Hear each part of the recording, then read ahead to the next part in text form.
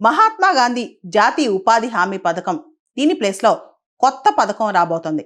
VBG Ramji Viksit Bharat guarantee for Rozgar మరియు Aajeevika machine Grameen అని చెప్పి కొత్త పథకం రాబోతుంది. షార్ట్ కట్లో దాన్ని జీ రామ్జీ బిల్ అని కూడా పిలుస్తున్నారు.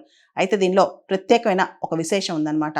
ఇప్పటి వరకు కూడా అగ్రికల్చర్ సీజన్స్ ఏదైతే పంటలు నాటేటప్పుడు కానీ లేదా కోత జరిగేటప్పుడు కానీ ఈ టైంలో లేబర్ షార్టేజ్ పల్లెటూరులో ఉంది. అది ఈ మహాత్మా గాంధీ జాతీయ ఉపాధి హామీ పథకం వల్ల లేబర్ షార్టేజ్ అని చాలా ఎక్కువ ఉందని చెప్పి కూడా చాలా మంది చెప్తుంటారు. దాన్ని అడ్రస్ చేయడానికి ఇప్పుడు ఈ మహాత్మా గాంధీ జాతీయ ఉపాధి హామీ పథకం ప్లేస్లో వచ్చే జీ రామ్జీ ఈ బిల్లో ఒక కొత్త అంశాన్ని ప్రవేశపెట్టారు. అదేంటంటే సీజనల్ బ్రేక్ అనమాట.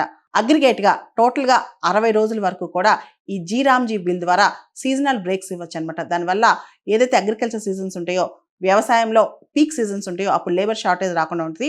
ఆ డెసిషన్ అనేది స్టేట్ గవర్నమెంట్ తీసుకుంటుంది అనమాట. మొత్తం రాష్ట్రం మొత్తానికి కూడా ఒకటే సీజన్ లా కాకుండా జిల్లాల వారీగా, ప్రాంతాల వారీగా, బ్లాక్స్ వారీగా కూడా స్టేట్ గవర్నమెంట్ డెసిషన్ తీసుకుంటుంది ఏ టైంలో బ్రేక్ ఇవ్వాలి ఈ ప్రోగ్రామ్కి అని చెప్పి. అయితే ఈ కొత్త పథకం జీ రామ్జీ పథకంలో సెంట్రల్ గవర్నమెంట్ 60% స్పాన్సర్ చేస్తుంది, స్టేట్ గవర్నమెంట్ 40% చేయాలని చెప్పి రావడంతో స్టేట్ గవర్నమెంట్స్ ఆందోళన చెందుతున్నాయి. అంత పర్సెంట్ మేము ఎలా సపోర్ట్ చేయగలం ఈ జీ రామ్జీ పథకానికి అని చెప్పి. దీనికి సంబంధించి Mahatma Gandhi national rural employment guarantee scheme ఏదైతే 2005లో మొదలెట్టారో కరెక్ట్గా 20 సంవత్సరాలు పూర్తయింది.